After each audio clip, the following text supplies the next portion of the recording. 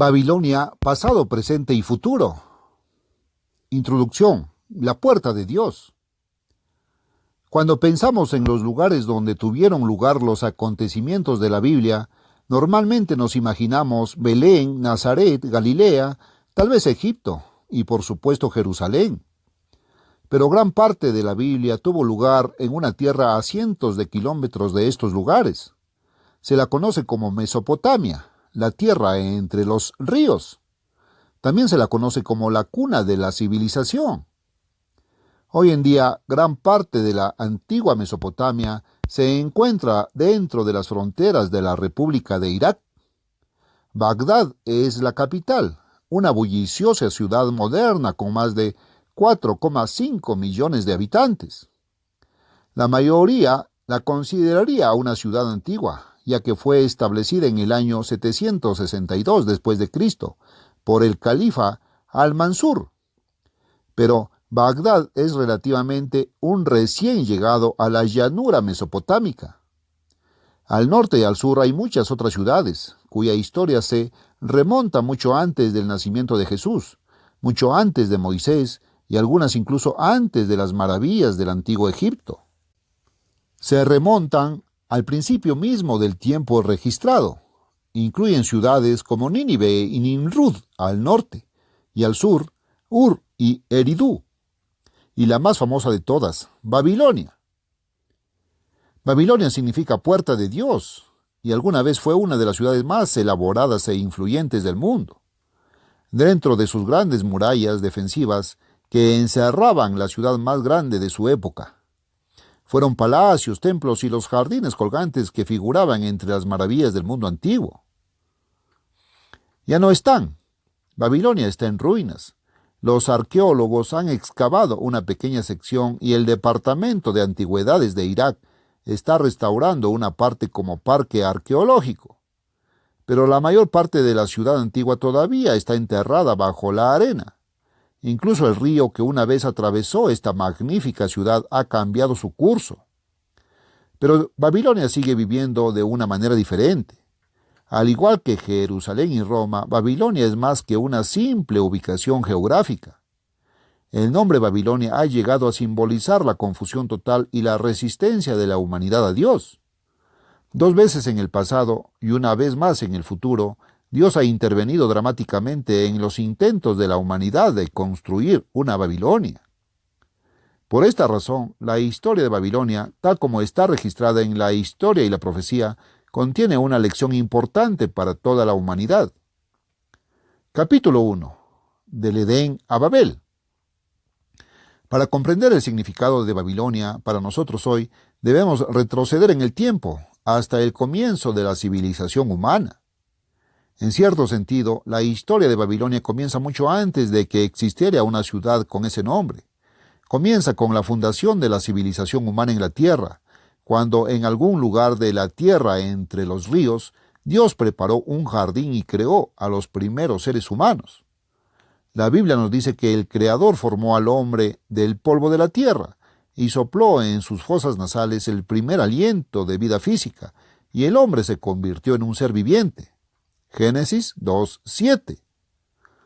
Este primer ser humano era diferente de todo lo que había sido creado anteriormente.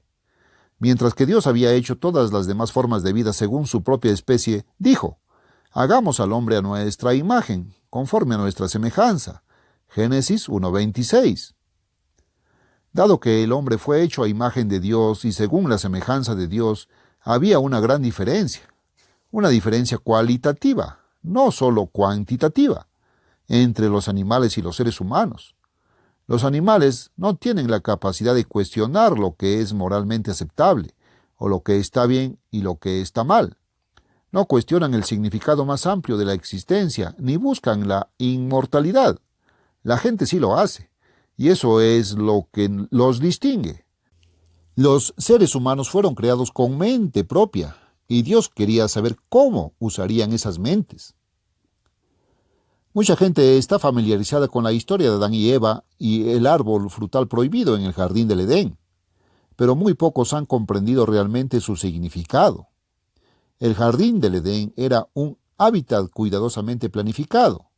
Mientras Adán y Eva cuidaban el jardín, aprenderían, en las familiares palabras de la versión King James, cómo vestir y cuidar el medio ambiente. Génesis 2:15. Dios centró su atención en 2 árboles del jardín.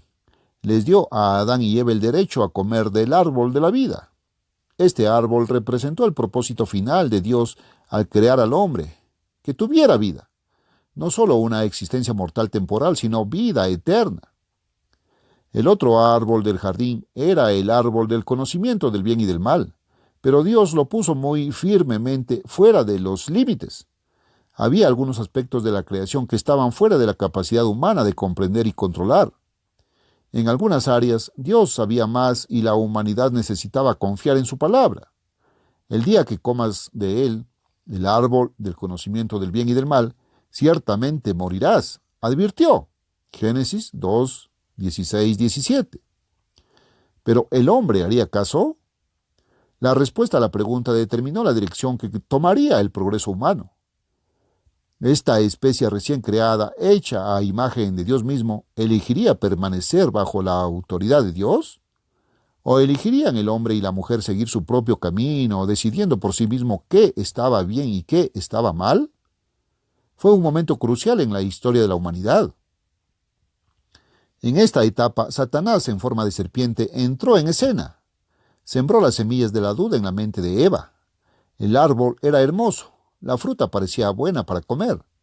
Si el árbol representaba la autoridad o poder para decidir qué era bueno y qué era malo, ¿por qué Dios no quería que Adán y Eva lo tuvieran?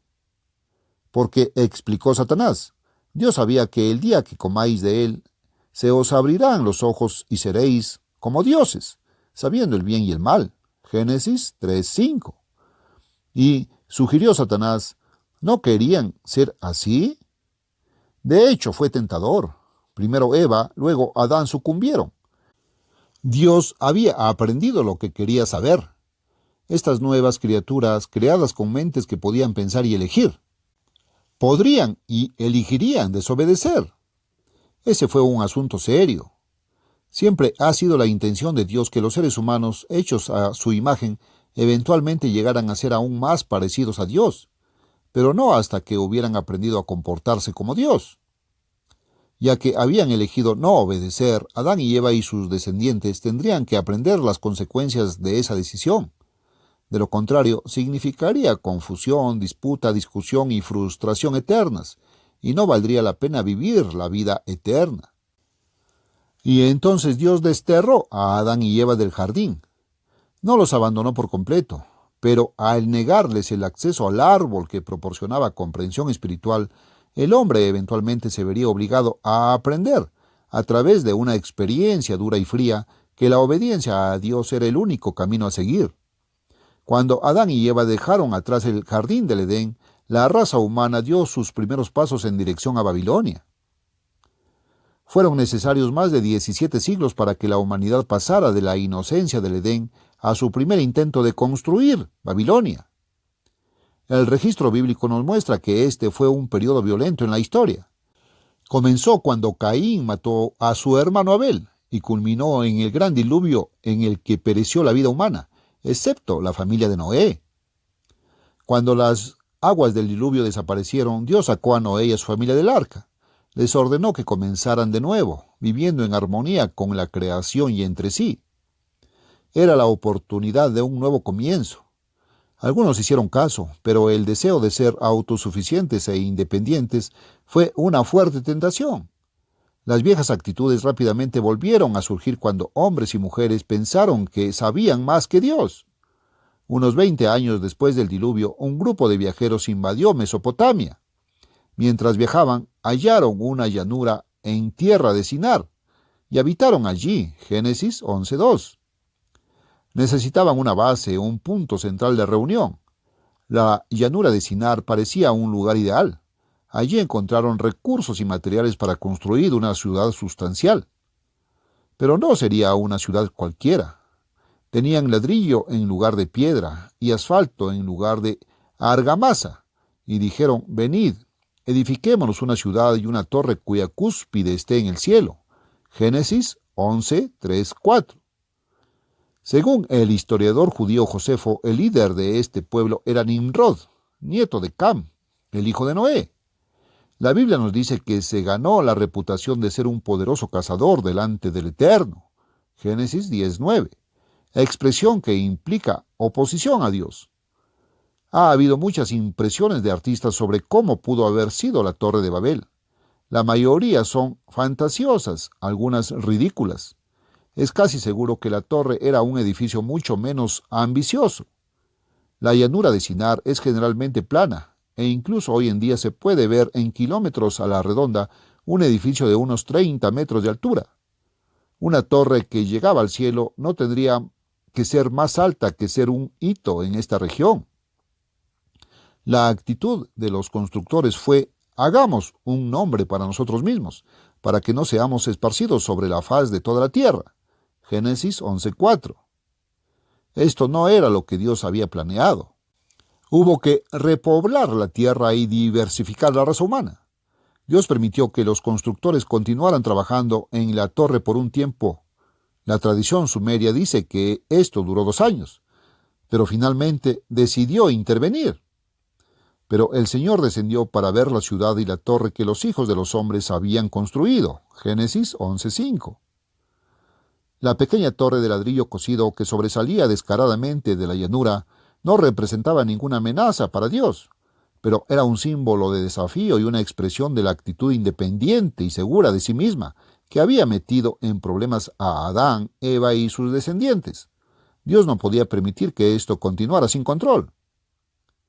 La Biblia nos dice que en ese momento la humanidad compartía un idioma común. Génesis 11:1.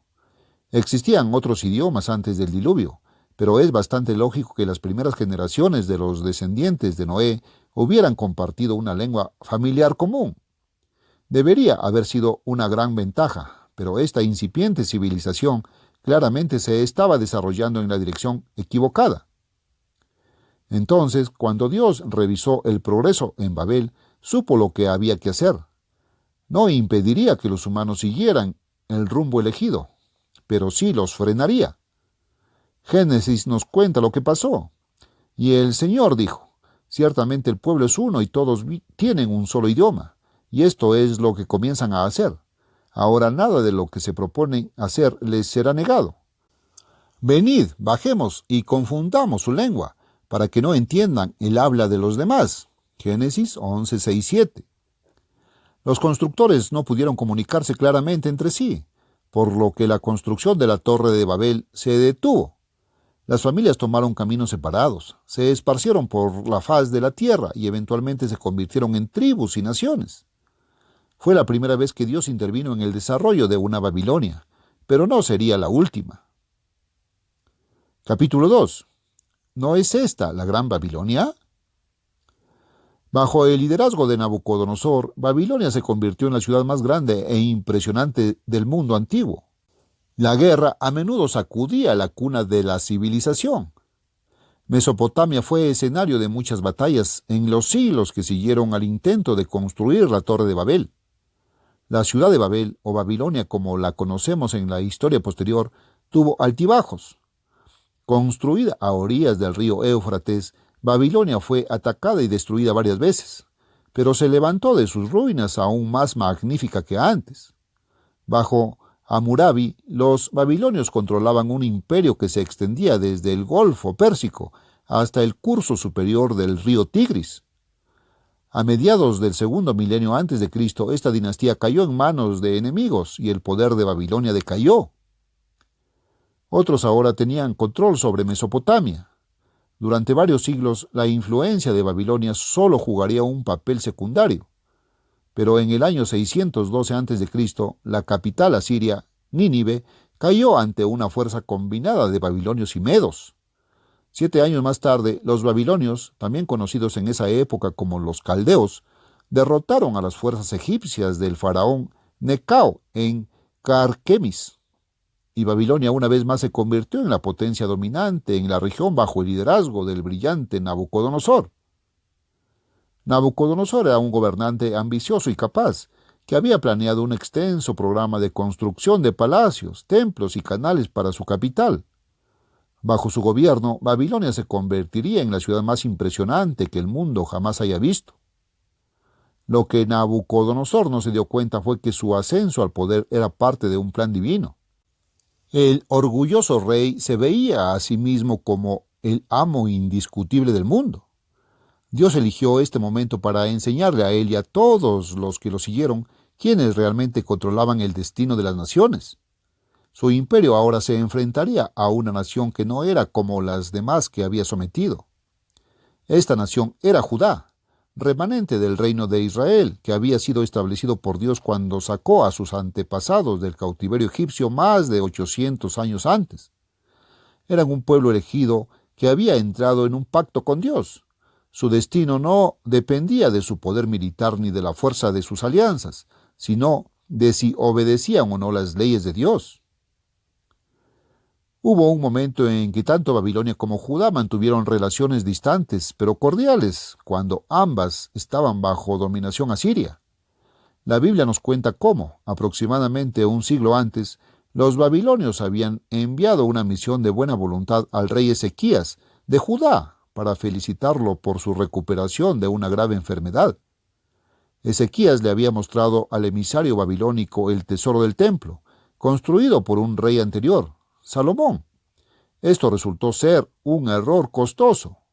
Ver Segunda de Reyes 20 del 12 al 19. Los sentimientos de los babilonios hacia Judá cambiaron ahora que eran la principal potencia de la región. Nabucodonosor exigió el sometimiento y el tributo del reino de Judá, que ahora estaba en grave decadencia. Varias veces los babilonios invadieron, llevándose cada vez cautivos y tesoros. Jerusalén cayó y el templo fue destruido en julio de 587 a.C. Nabucodonosor trajo a su corte a los cautivos extranjeros más inteligentes y capaces para recibir entrenamiento especial en el idioma y la literatura de los caldeos. Daniel 1:3-4.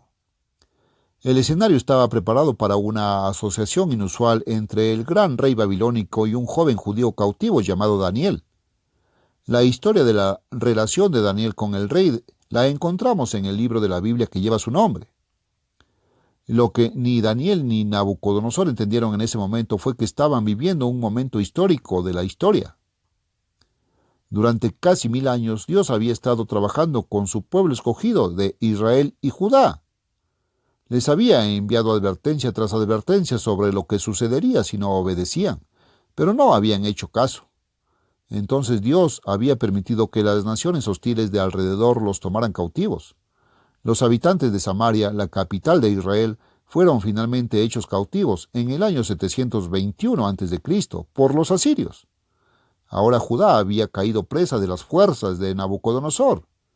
Parecía el fin de la nación que Dios había sacado de Egipto y establecido en una tierra prometida.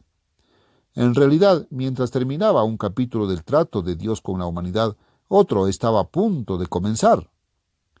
En una serie de visiones dramáticas, Dios comenzó a delinear el curso de los acontecimientos futuros. Todo comenzó con un extraño sueño que Nabucodonosor tuvo una noche. Ninguno de los magos y astrólogos de su corte pudo interpretar su sueño. Daniel fue llamado y con la ayuda de Dios pudo explicar lo que significaba el sueño. Puedes leer la historia completa en el 2º capítulo del libro de Daniel. Daniel le recordó al rey que había visto una gran imagen, con una cabeza de oro, pecho y brazos de plata, vientre y muslos de bronce, piernas de hierro y pies de hierro mezclado con barro. Luego explicó que la imagen representaba una sucesión de imperios que dominarían el mundo a partir de ese entonces. La Babilonia de Nabucodonosor fue solo la primera, representada por la cabeza de oro. Posteriormente caería para ser sustituido por otros 3. Con el tiempo, Dios destruiría el último de estos imperios y establecería su reino en la tierra. Esto no era lo que Nabucodonosor quería oír. ¿No era él el todopoderoso Rey de Reyes? ¿No era él a quien había que dirigirse, oh Rey, vive para siempre? Su Babilonia era la ciudad más grande que el mundo había visto. Era impensable que su gloria se desvaneciera. Dios le estaba dando a este rey una lección de humildad que al principio se mostró reacio a aceptar. Pero Dios estaba usando esta situación para enseñar no solo a Nabucodonosor, sino a todos los que lo siguieron en posiciones de liderazgo una lección de suma importancia. En el libro de Daniel capítulo 4, otro sueño perturbó mucho al rey. Vio un gran árbol que fue cortado hasta el suelo, hasta que solo quedó un tocón. Una vez más llamó a Daniel para pedirle una explicación. Daniel le explicó al rey que este sueño era una advertencia de Dios. El orgulloso árbol representaba a Nabucodonosor, quien pronto sería talado. El rey no hizo caso de la advertencia de Daniel. El cuarto capítulo de Daniel nos cuenta lo que pasó después. Al cabo de los 12 meses, él, Nabucodonosor, caminaba por el palacio real de Babilonia.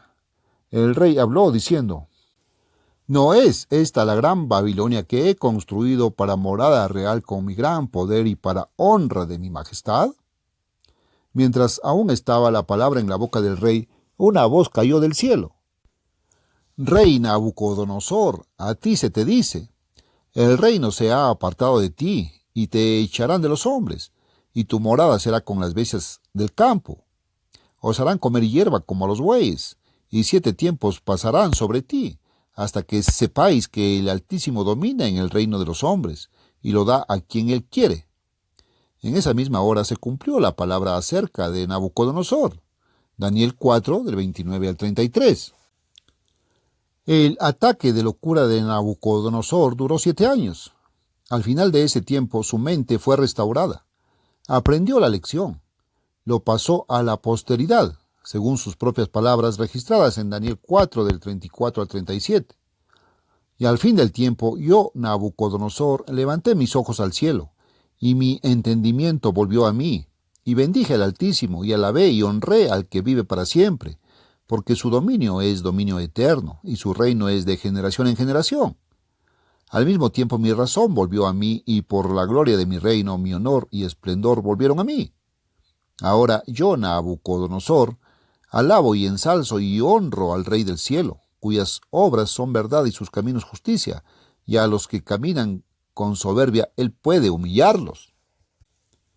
La experiencia de Nabucodonosor debería haber servido como advertencia a los sucesivos gobernantes de Babilonia. A Nabucodonosor le sucedió en el trono su hijo, el impopular Amel-Marduk, 562 al 560, el maligno, Merodach de las Escrituras.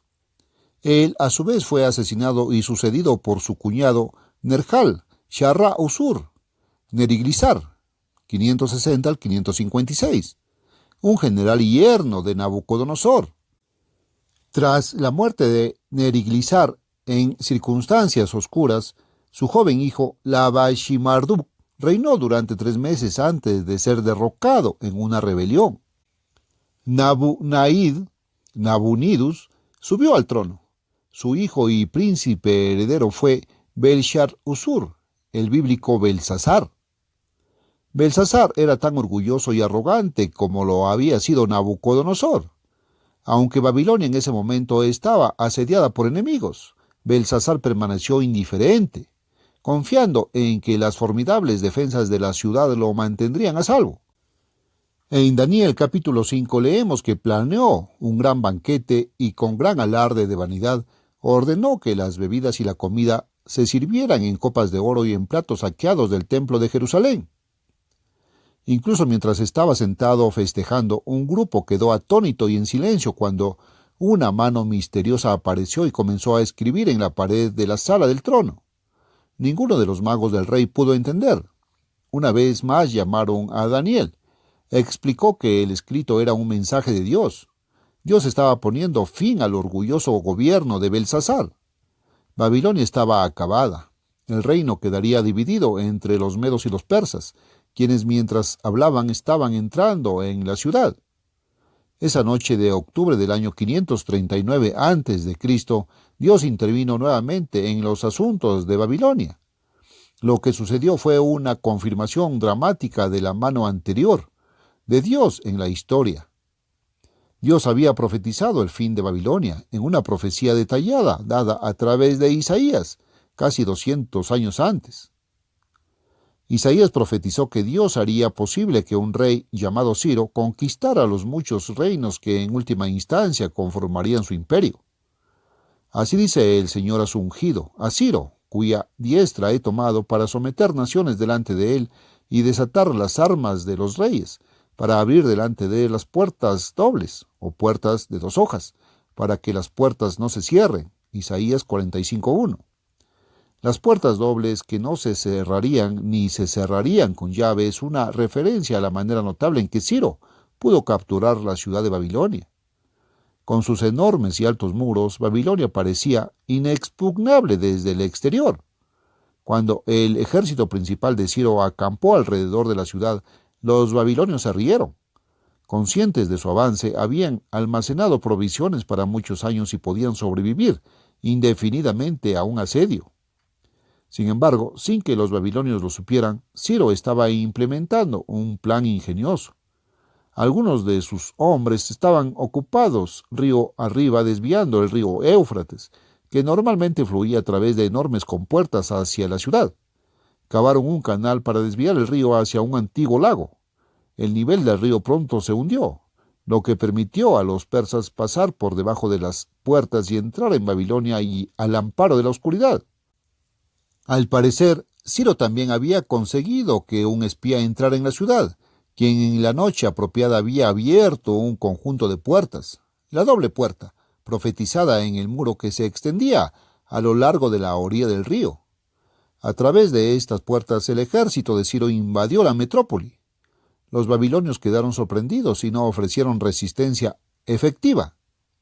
La ciudad era tan grande que cuando las partes exteriores ya fueron tomadas, los que vivían en el centro de Babilonia no se dieron cuenta de la desaparición de la ciudad.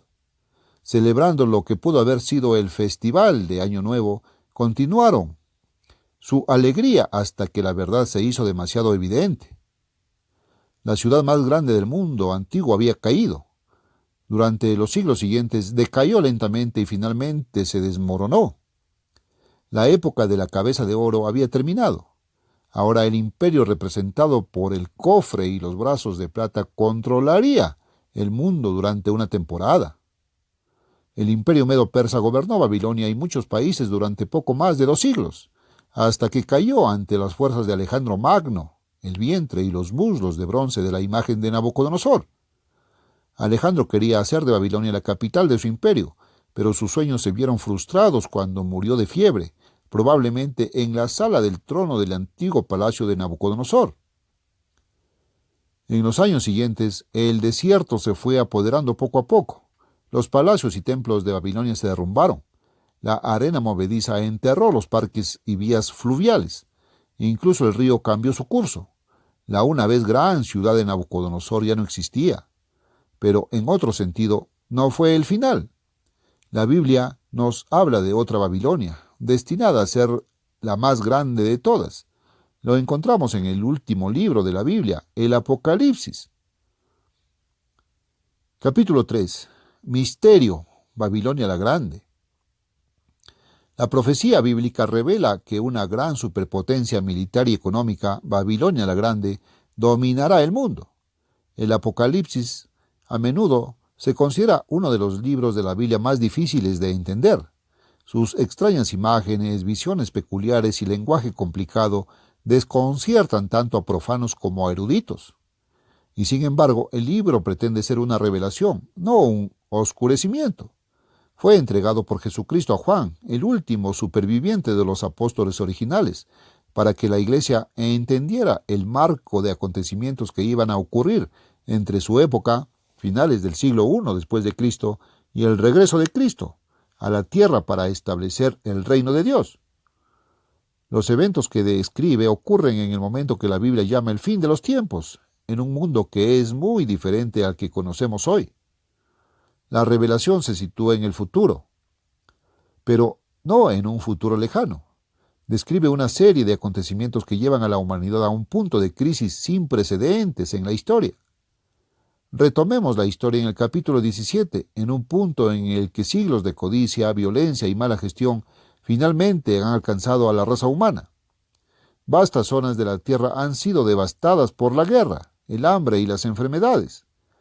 Mientras la civilización está al borde del desastre, los asuntos del mundo están dominados por un extraño poder. El Apocalipsis describe la situación de esta manera.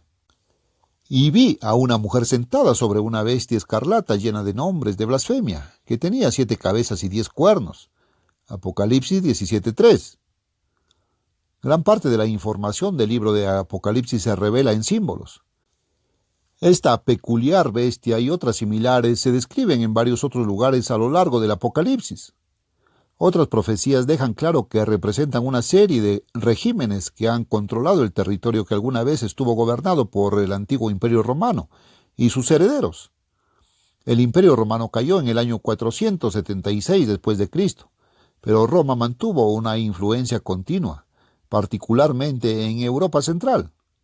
Una sucesión de gobiernos basados en el modelo romano ha gobernado la zona durante la mayor parte del tiempo comprendido entre la caída del imperio y la actualidad. Pero Apocalipsis 1 describe más que una potencia regional. Juan describe a la mujer montada sobre la bestia como una gran ramera que se sienta sobre muchas aguas, con la cual los reyes de la tierra fornicaron, y los habitantes de la tierra se emborracharon con el vino de su fornicación. Apocalipsis 1:2. Esta gran ramera tiene una influencia que se extiende mucho más allá de los confines del antiguo imperio romano. ¿Quién es ella para ejercer un poder tan extraordinario? Obviamente no es una persona real. Como la bestia, ella es simbólica. Y en su frente estaba escrito un nombre: Misterio, Babilonia la Grande, madre de las rameras y de las abominaciones de la tierra. Babilonia otra vez. Esta vez no limitado a una ciudad.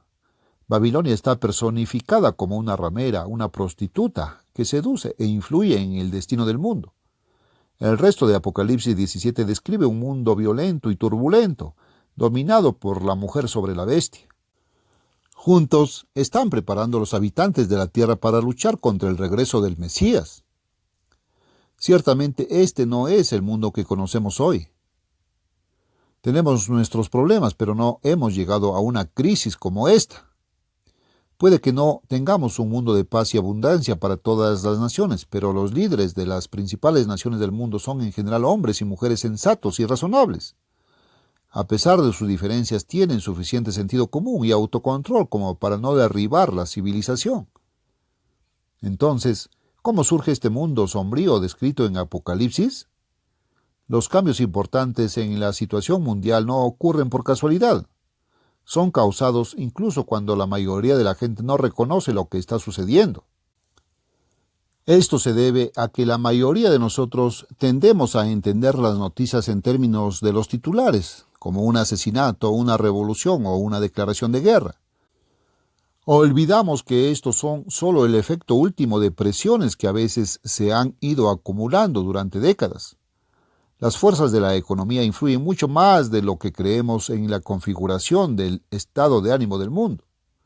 Por ejemplo, en la década de 1920, pocas personas previeron la Gran Depresión, el ascenso de la Alemania nazi y la Segunda Guerra Mundial. Pero las raíces de esos calamitosos acontecimientos estaban firmemente arraigadas en las decisiones económicas y diplomáticas adoptadas en los años posteriores a la Primera Guerra Mundial. Luego, durante 4 décadas después de la Segunda Guerra Mundial, Oriente y Occidente se miraron a través de la cortina de hierro.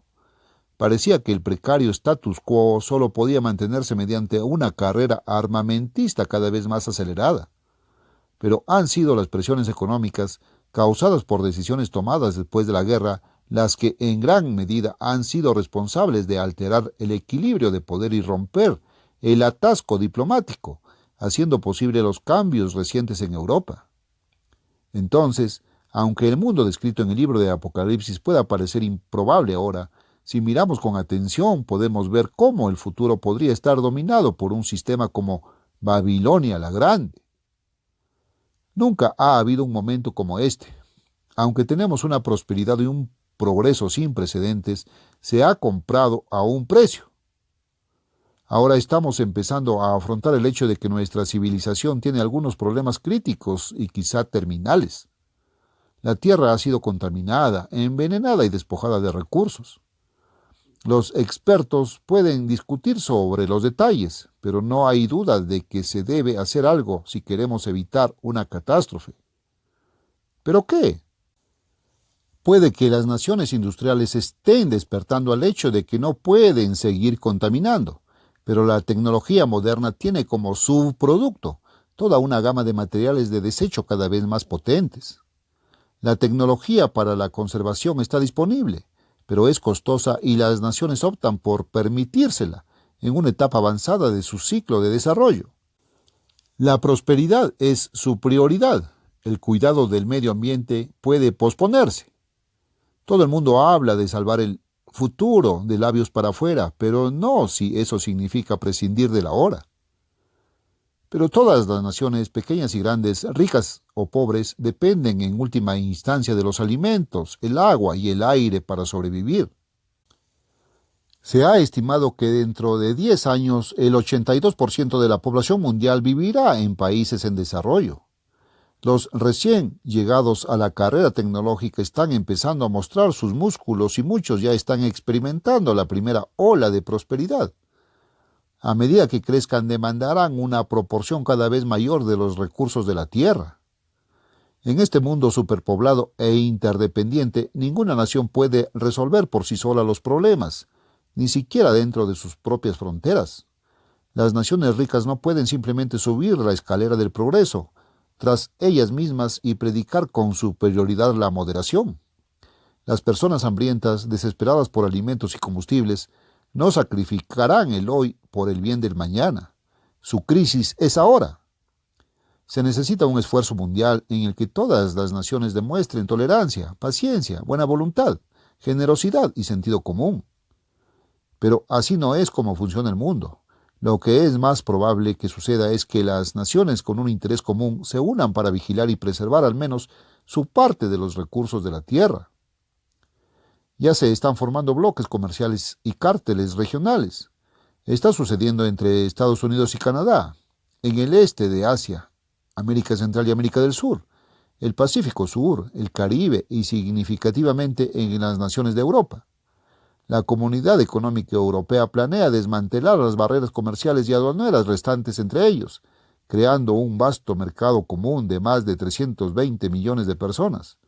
Se convertirá en la comunidad económica más grande que el mundo haya conocido. Pero las fronteras abiertas en el interior suelen significar barreras contra los de afuera. No es necesario, pero las uniones económicas suelen conducir al proteccionismo y a sanciones comerciales. Las sanciones comerciales conducen a guerras comerciales, y las guerras comerciales son el acto de apertura de guerras calientes, algo que no debe suceder en un mundo con armas nucleares. Pero esta parece ser la dirección en la que nos dirigimos.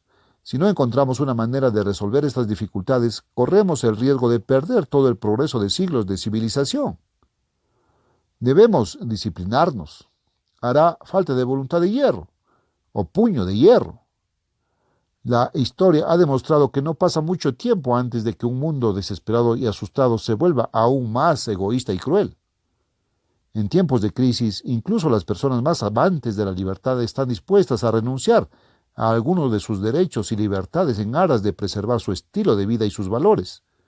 Esto puede llevar al poder una forma de gobierno que hemos llegado a conocer como fascismo, donde todo el poder militar, económico, político e incluso religioso está concentrado en manos del Estado. No es una forma de vida atractiva para contemplar, especialmente cuando las cosas van bien, pero la historia moderna ha demostrado que en una crisis la gente recurre a un partido fuerte o a un hombre fuerte en busca de liderazgo. Para preservar su prosperidad, ciertas naciones o grupos de naciones pueden volver a recurrir a una forma de fascismo en los años venideros. Un gobierno fascista parece traer estabilidad y preservar la prosperidad de quienes siguen el sistema, mientras que quienes no cooperan se convierten en enemigos del Estado que deben ser reprimidos sin piedad. El nacionalismo y la religión se convierten en herramientas manipulables por las autoridades, y la historia ha demostrado que el patriotismo y la piedad pueden ser una mezcla potente. La gente corriente y decente está sinceramente engañada y arrastrada por la corriente, porque el régimen parece estar defendiendo y preservando valores y tradiciones que están siendo amenazados.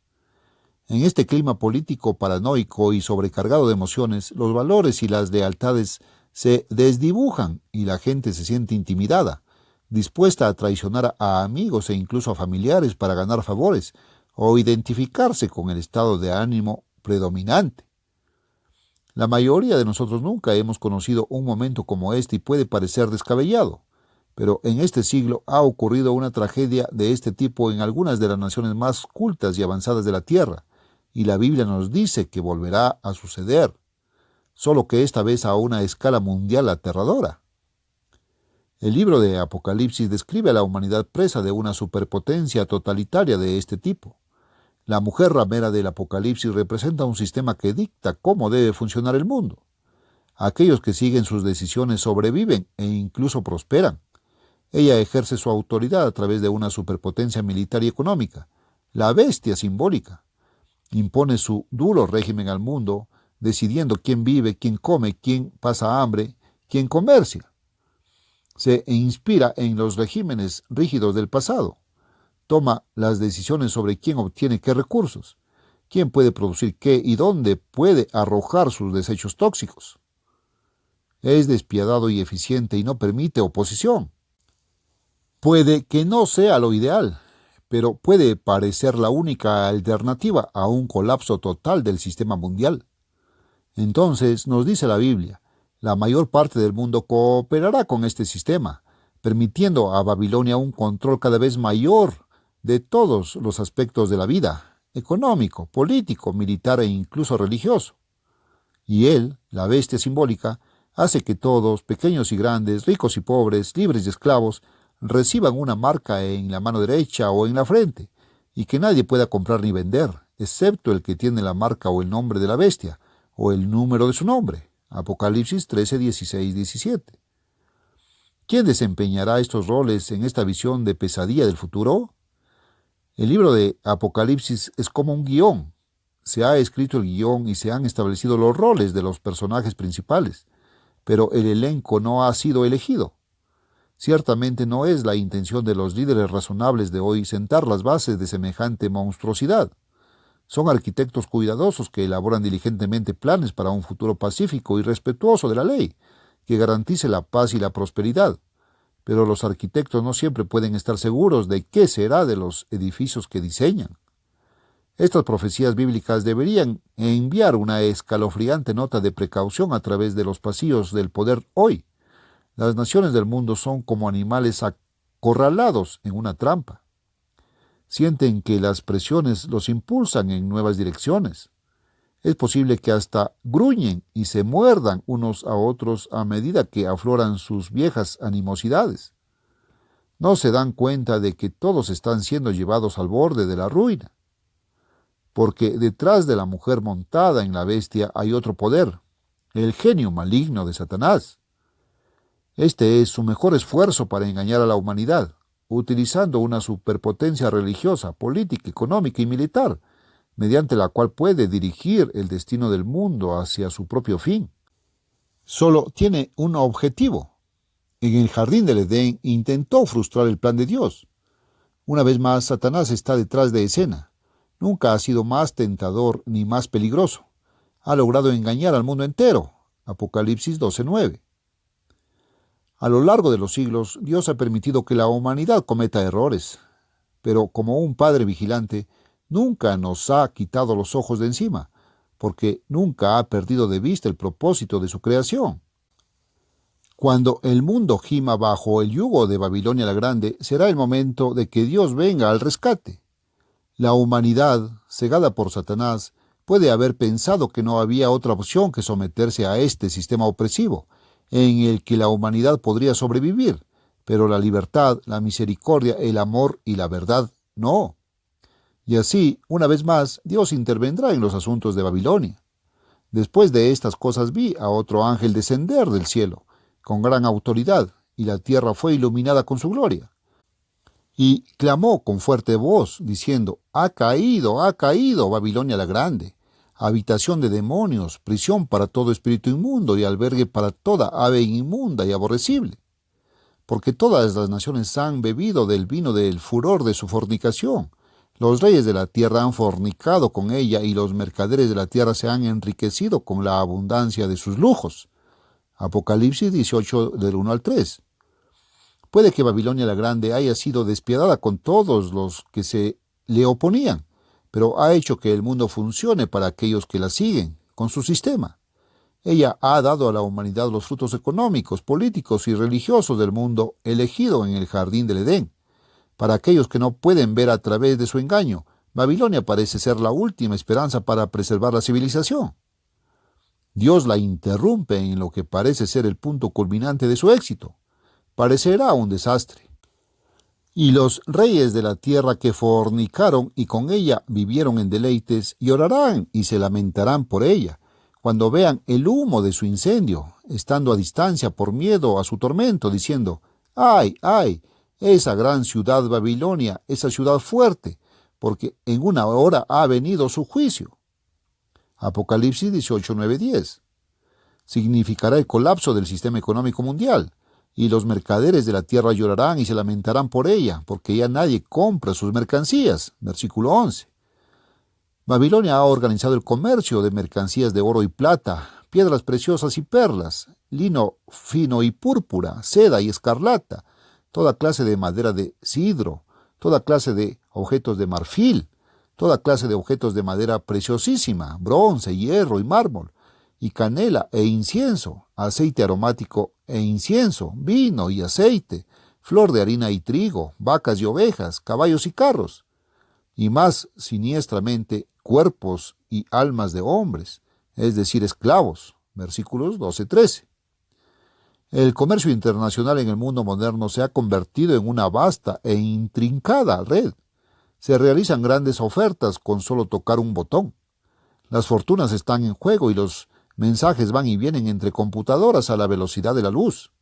Las cargas se venden, revenden, desvían y vuelven a desviar, incluso cuando los grandes portacontenedores y petroleros surcan los océanos.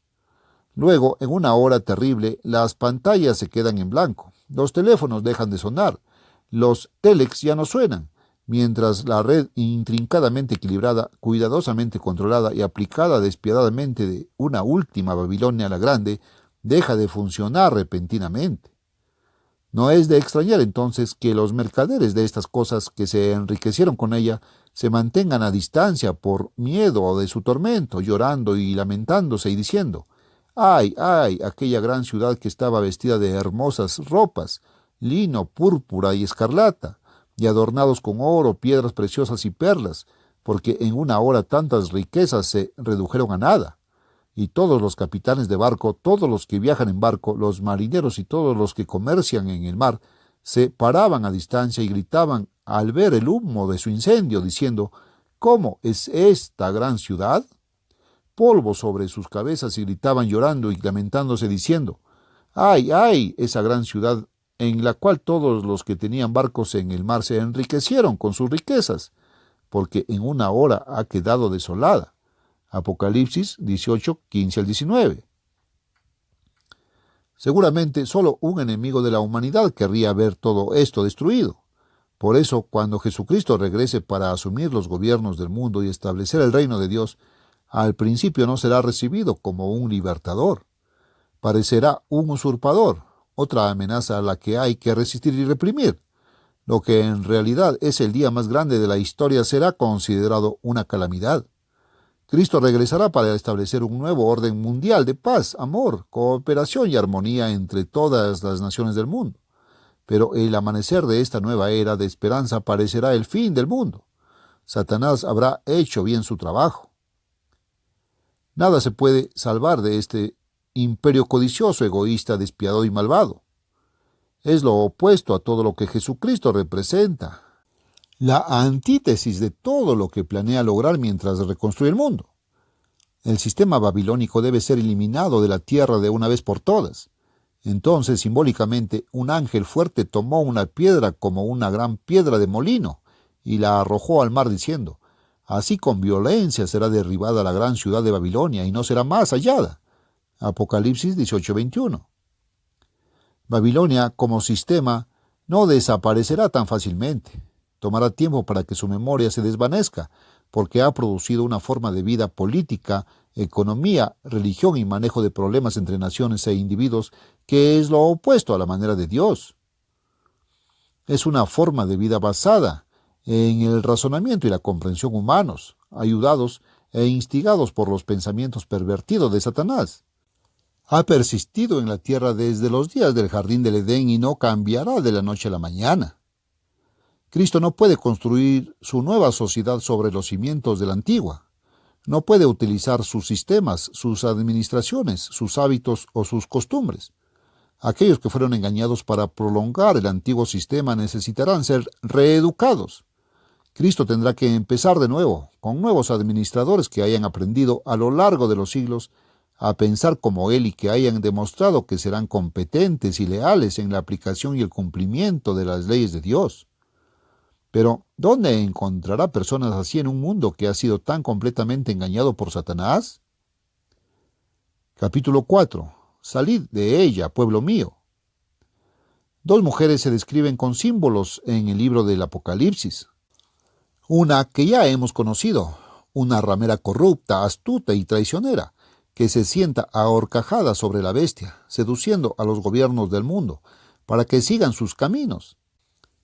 La otra no podría ser más diferente. Es una novia casta, muy perseguida pero siempre paciente y virtuosa, que se prepara diligentemente para el matrimonio.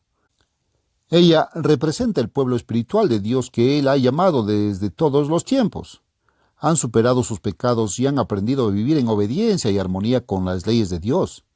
El libro de Apocalipsis nos dice que serán resucitados al regreso de Cristo para vivir y reinar con Él 1000 años. Apocalipsis 24. Satanás odia a esta mujer. Su misma existencia es una amenaza para él. La persigue sin piedad cada vez que tiene la oportunidad. A medida que se acerca el final, intenta desesperadamente desviarla de su lealtad a su futuro esposo, el Mesías o Jesucristo, y absorberla en su sistema. A lo largo de los siglos, muchos de aquellos a quienes Dios ha llamado a seguir su estilo de vida han muerto, a menudo de forma violenta, por su fe. Están esperando la resurrección cuando Cristo regrese con su salvación asegurada. Pero muchos están vivos hoy, y muchos más aún están por ser llamados. Nada le daría a Satanás más satisfacción en su búsqueda de siglos para frustrar a Dios, que engañar al pueblo espiritual de Dios de los últimos tiempos y hacerlos parte de Babilonia la Grande. Por lo tanto, tendrán que enfrentar algunos de los mayores desafíos que jamás haya enfrentado el pueblo de Dios. El Satán del que leemos en el 3er capítulo del Génesis es comedido, astuto y persuasivo. Engañó sutilmente a Eva. El Satanás que confronta a la humanidad en el gancho del Apocalipsis es violento, vengativo y enojado, teniendo gran ira, sabiendo que tiene poco tiempo. Apocalipsis 12:12. Debe trabajar rápidamente antes de que se acaben sus oportunidades de engañar. Si bien todavía hay personas en la tierra que son leales a Dios y buscan en Él guía, inspiración y salvación, Él siente que todavía hay una posibilidad de frustrar el plan de Dios. No impediría que Cristo ganara, pero ciertamente arruinaría su victoria. La persecución abierta tiende a fortalecer al pueblo de Dios. La mejor arma de Satanás siempre ha sido el engaño. ¿Cómo entonces podría destruir al pueblo de Dios de los últimos tiempos? Podría alejarlos de su vocación y de su compromiso mediante una trampa inteligente. Durante las últimas décadas, la mayoría de los que vivimos en el mundo desarrollado hemos disfrutado de un nivel de vida y una prosperidad mayores que cualquier cosa que haya existido antes.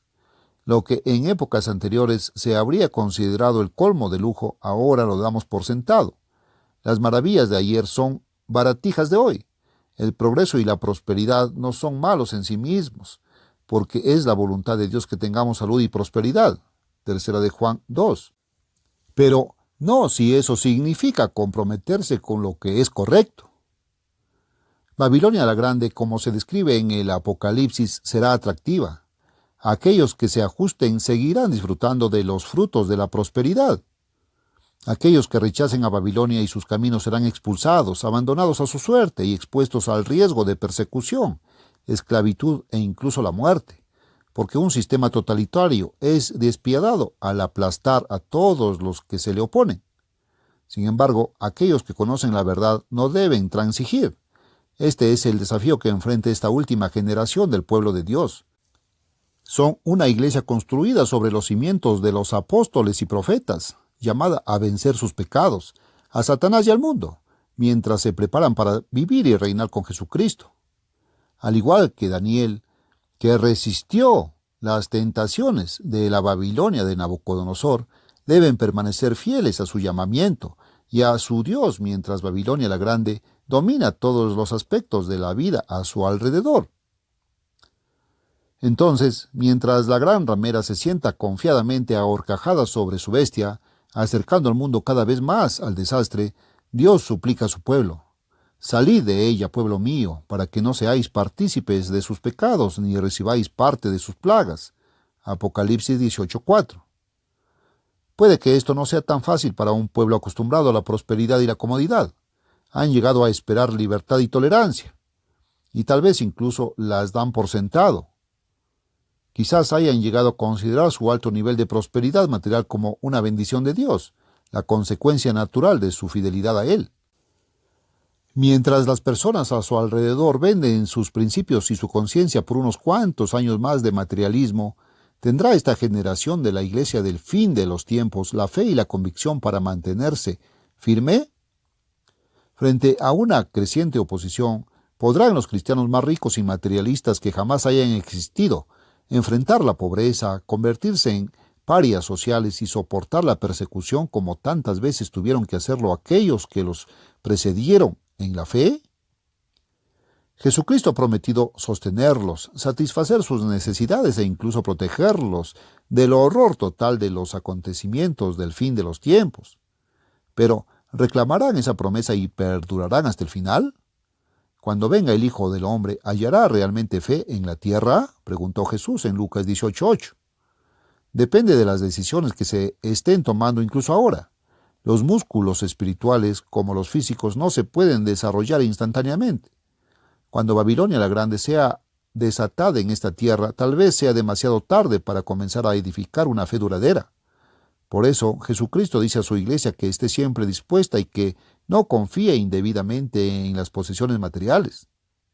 La Biblia enfatiza que nadie puede saber el día u hora exactos de la intervención final de Jesucristo en los asuntos de la humanidad, pero hay indicios ominosos de que el resurgimiento de Babilonia puede no estar muy lejos. Sería una tontería ignorarlos. La historia de Babilonia es aleccionadora. La antigua ciudad bajo la llanura mesopotámica ha llegado a representar la sociedad humana a medida que se desarrolla separada de Dios. Ha sido a la vez el pináculo de los logros del hombre y una piedra de molino alrededor de su cuello. Cuando el ángel levante esa piedra de molino y arroje simbólicamente a Babilonia la Grande a las profundidades del mar, se habrá quitado un gran peso de encima a la civilización humana. Cuando Jesucristo regrese, lo reemplazará con un reino que la Biblia nos dice que nunca será destruido. Daniel 2:44. Bajo su gobierno firme pero gentil, las naciones y razas de la humanidad comenzarán a trabajar juntas, en confianza y cooperación mutuas, hacia el gran propósito para el cual todos fuimos creados. ¿Dónde estaba el jardín del Edén? La ubicación del jardín del Edén ha sido tema de discusión y debate durante siglos. Durante la Edad Media, mucha gente creía que todavía existía y que podía ser redescubierta.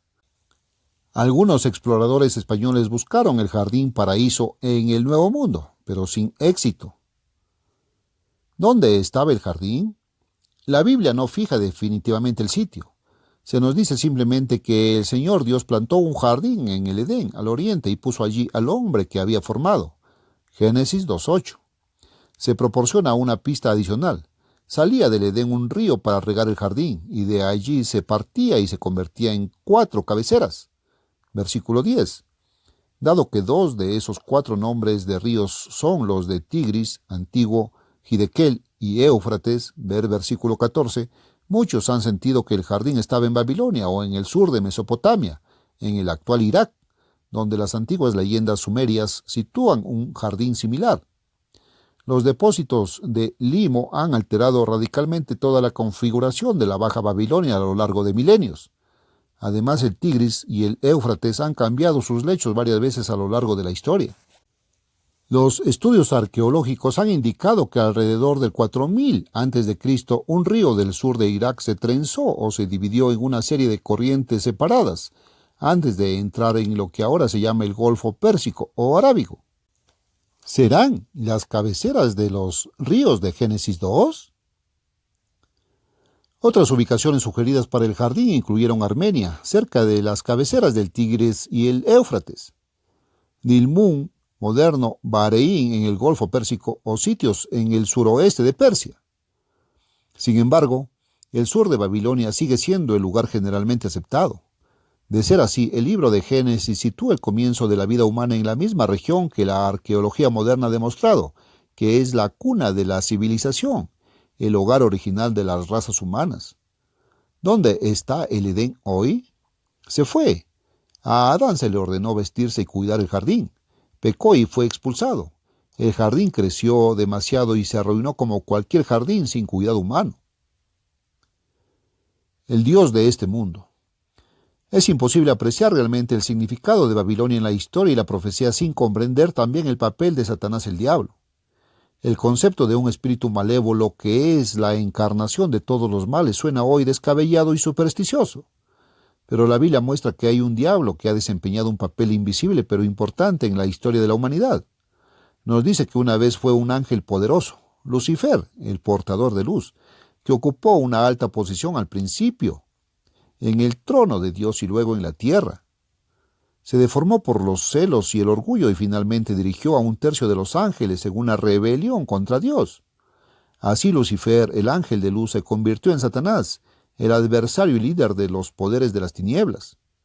Satanás trabaja detrás de escena silenciosa e insidiosamente. A menudo aparece como un benefactor, un amigo y un servidor de la humanidad. El apóstol Pablo advierte que Satanás se transforma en ángel de luz. Por tanto, no es gran cosa si también sus ministros se transforman en ministros de justicia. Segunda de Corintios 11, 14, 15. Gran parte de lo que se hace gracias a su influencia puede parecer bueno al principio. Su verdadera intención no se expone hasta que es demasiado tarde. Es importante entender esto si queremos entender completamente la lección de Babilonia. La Biblia revela a Satanás como el Dios de este siglo o edad. Segunda de Corintios 4:4. El príncipe de la potestad del aire, el espíritu que ahora obra en los hijos de desobediencia. Efesios 2:2. Resistid al diablo y huirá de vosotros, aconsejó el apóstol Santiago, Santiago 4:7. No ignoramos sus maquinaciones, nos recordó Pablo, Segunda de Corintios 2:11. Sus dispositivos son para tentarnos a través de nuestros deseos humanos mientras manipula nuestras actitudes, sentimientos y estados de ánimo. Busca emociones negativas como vanidad, orgullo, avaricia, lujuria, sentimientos heridos y envidia. Él aviva las brasas del descontento y las convierte en llamas de odio y siempre está listo para traer los primeros indicios de tentación hacia la realidad del pecado. Eso es lo que hizo con Eva y eso es lo que intentará hacer con todos los que descendieron de ella. No es de extrañar entonces que Jesús enseñara a sus discípulos a orar: líbranos del maligno. Mateo 6:13. El mundo occidental está experimentando un resurgimiento del interés por el culto al diablo y lo oculto. Esto es peligroso, pero es aún más peligroso creer que la influencia de Satanás solo se limita a aquellos que buscan la iluminación de moda o involucrarse en prácticas espantosas. La influencia de Satanás es potencialmente universal. Puede afectar a los poderosos y fuertes tan fácilmente como a los insignificantes e inseguros. Veremos esto a medida que entendamos la historia de Babilonia. Puede que Satanás no aparezca con frecuencia en el escenario, pero siempre está allí entre bastidores, esperando esos momentos en que un hombre, una mujer o una nación puedan verse tentados a declarar su independencia de Dios. La Babilonia de Hammurabi. Hammurabi, un amorreo, fue el sexto rey de la primera dinastía de Babilonia. Gobernó Babilonia durante un milenio antes que Nabucodonosor. Aunque a veces se le ha identificado erróneamente con a Amrafel, rey de Sinar. Génesis 14:1. Hammurabi no era contemporáneo de Abraham, sino de Jacob y José, los nietos y bisnietos de Abraham. Durante su reinado, uno de los mayores deseos de Hammurabi era unir a toda Mesopotamia bajo un solo gobierno. Para lograr este objetivo, Hammurabi buscó el control del Éufrates, entró en conflicto con ciudades-estado vecinas y finalmente obtuvo el control total. Hammurabi también dedicó tiempo a proyectos de construcción y reformas internas. El comercio floreció especialmente durante su reinado. El clavo, autóctono de las Molucas o las islas de las especias de la lejana Indonesia, se encontraba entre los muchos productos importados.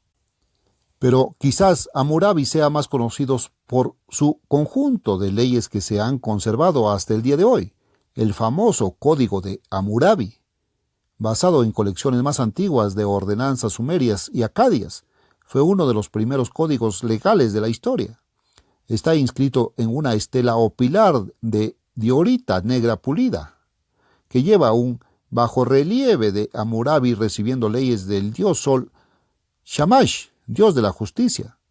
La estela mide aproximadamente 7 pies y medio, 2 metros y un cuarto de altura y contiene más de 4.000 líneas de escritura cuneiforme acadia que contienen casi 300 disposiciones legales.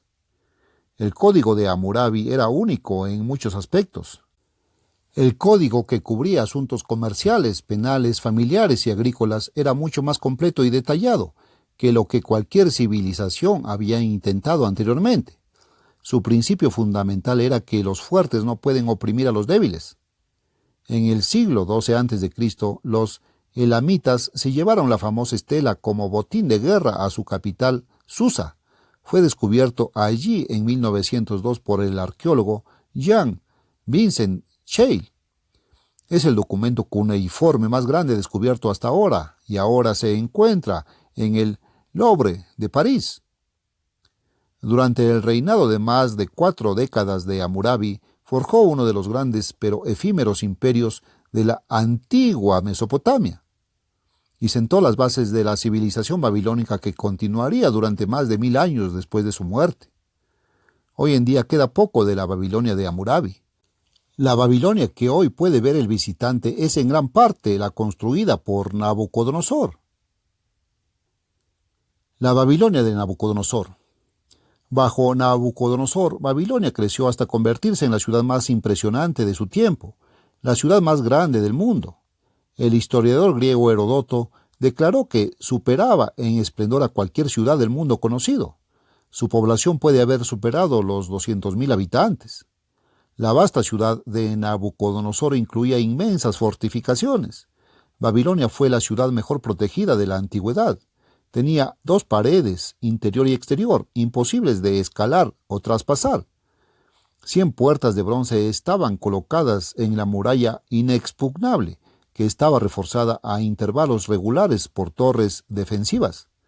Nabucodonosor también emprendió un vasto programa de reconstrucción. Los impresionantes esplendores arquitectónicos de Babilonia no tenían igual en Mesopotamia.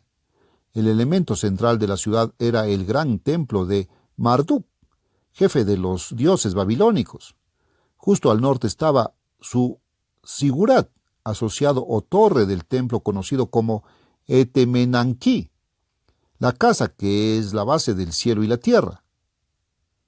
La torre de 7 pisos estaba coronada por un templo de magnífico esmalte azul.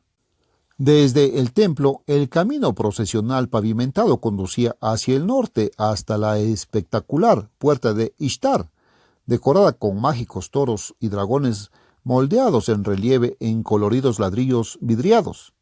La avenida, con sus paredes decoradas con leones esmaltados, continuaba a través de la puerta de Ishtar y hacia el norte hasta un templo fuera de las murallas de la ciudad. El inmenso palacio real de Nabucodonosor, llamado Palacio del Sur, se encontraba entre el camino procesional al este y una ciudadela densamente amurallada al oeste. El palacio contenía 5 grandes patios. La sala del trono de Nabucodonosor, probablemente también el lugar de la fiesta de Belsasar y de la muerte de Alejandro Magno, se encontraba directamente al sur del patio central. La tradición griega hace referencia a los magníficos jardines colgantes del palacio, considerados como una de las 7 maravillas del mundo antiguo. Excavando Babilonia. Fue el arquitecto y arqueólogo alemán Robert Koldenwey, 1855-1925, quien reveló la Babilonia de la Biblia como una realidad histórica. En 1897, el doctor Koldewey anunció su intención de descubrir la Babilonia de Nabucodonosor. Organizó una importante excavación bajo los auspicios de la Sociedad Alemana de Oriente.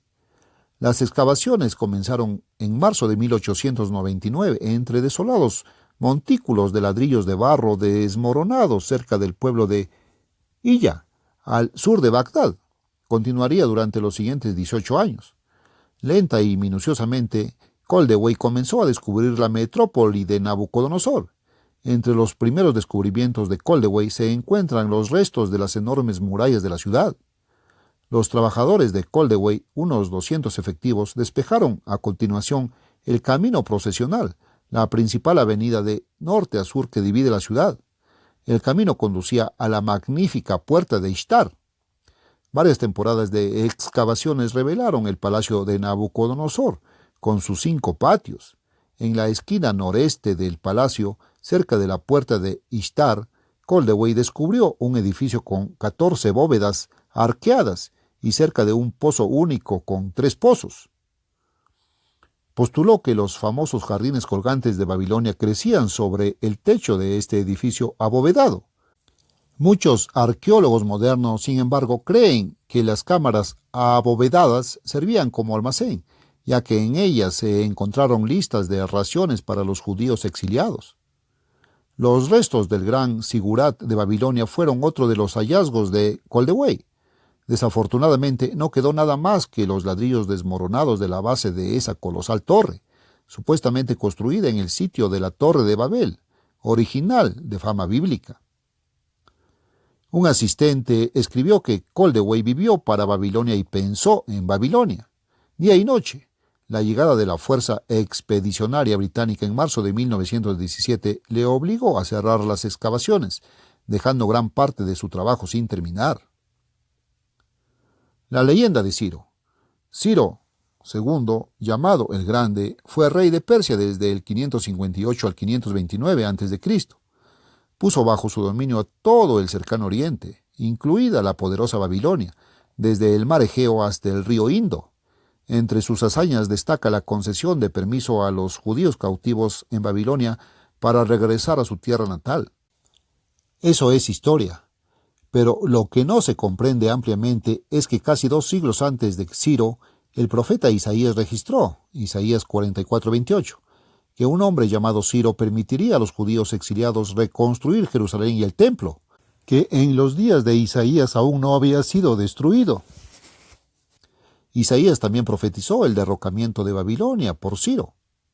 Isaías 45 del 1 al 3. Dios no solo llamó a Ciro por su nombre mucho antes de que naciera, sino que también se encargó de que se impidiera a Satanás el diablo matar al niño Ciro y frustrar su plan.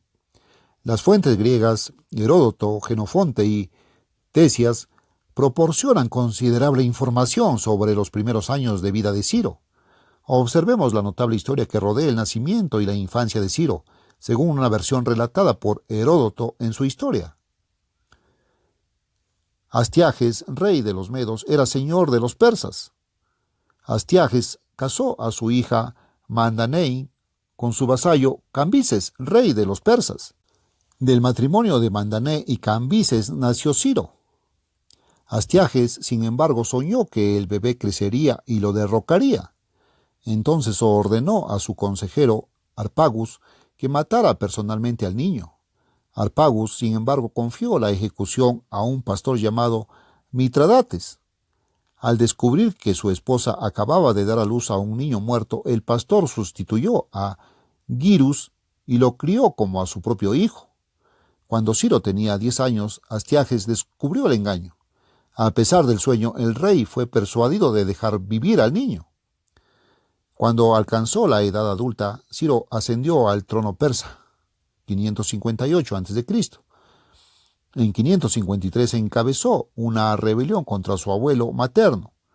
En 550 Astiages marchó contra Ciro, pero su ejército lo abandonó y se rindió a los persas. Astiages, el último gobernante de Media, fue capturado y destronado, aunque se le permitió vivir su vida en paz. Así, Ciro llegó a ser rey de los medos y persas, firmemente establecido en su trono y preparado para cumplir su sorprendente destino profético. Reconstruyendo Babilonia. ¿Se está reconstruyendo Babilonia hoy? Esto es importante porque las profecías de la Biblia dicen que Babilonia nunca más será reconstruida como una ciudad próspera y habitada. Por ejemplo, Isaías 13, 19, 20 nos dice: «Y Babilonia, gloria de los reinos, hermosura del orgullo de los caldeos, será como cuando Dios destruyó a Sodoma y Gomorra. Nunca será habitada ni poblada de generación en generación, ni los árabes levantarán allí tiendas, ni los pastores harán allí sus rediles para sus ovejas». El libro de Jeremías dice: «Babilonia será un montón de ruinas, habitación de chacales, lugar de espanto y de burla, sin morador». Jeremías 51:37. La mayor parte del área que se encontraba dentro de las grandes murallas de Babilonia se ajusta a la descripción. Es un páramo desolado. No se puede ver nada de lo que alguna vez fue una gran ciudad, excepto el afloramiento ocasional de ruinas irregulares, tiestos de cerámica y ladrillos rotos con fragmentos de inscripciones cuneiformes. Una sección de la ciudad del norte ha sido excavada en gran medida y parte de ella está siendo reconstruida por el Departamento de Antigüedades de Irak. Incluye el sitio de la Puerta de Ishtar, el camino procesional y el palacio de Nabucodonosor.